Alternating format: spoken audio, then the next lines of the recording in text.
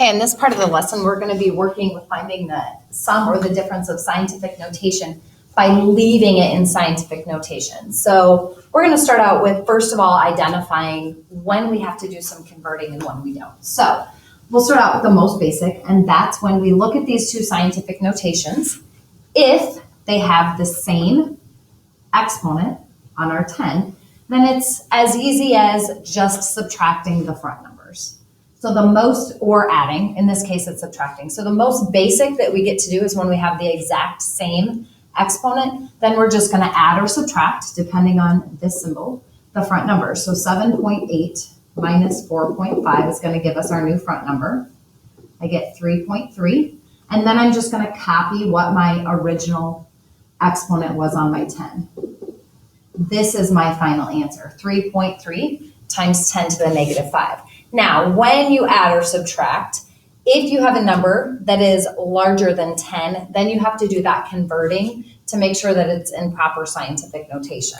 Okay, so let's try another one of these. Once again, the most basic is if they have the same exponent. Okay, so here's another one. We're going to first look at our exponents. Are they the same on our 10s? Yes, they are. So we're going to go ahead and add together. The reason I'm adding is it's telling me to add my front numbers. So 4.6 plus 8.72, remembering to line up at the decimal.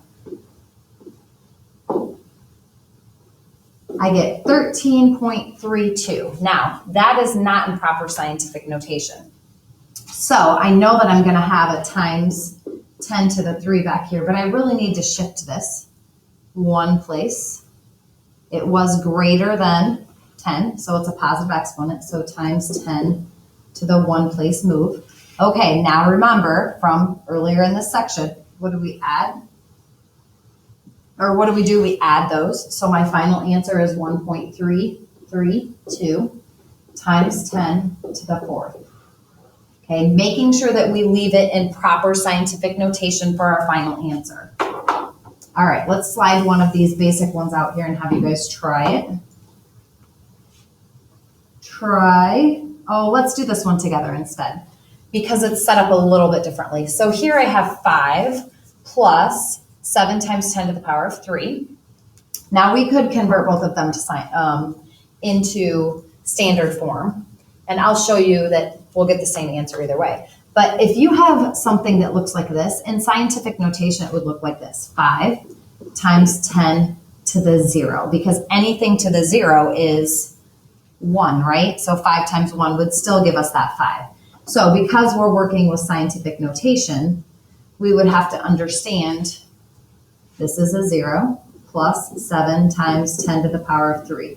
Now, if we wanted to for right now, we could revert back to what we had previously done, changing it to standard form. So this would have really stayed a 5. I kind of jumped ahead. I haven't taught this part yet. I'm going to do that in the next video. So we'll just go back and change these to standard form. Then I would do 7 times 10 to the power of 3. So no decimal shown means it's there. 3 places would give me 7,000.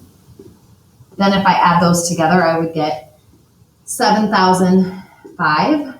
Now I need to change that to scientific notation, decimals here. So I need to do a 1, 2, 3, 0.005 times 10. And then we moved 3 places. It was larger than 1, so it's a positive 3. Okay, in the next video, I'm going to teach you how to do this. I kind of jumped ahead of myself without having to change it to standard form.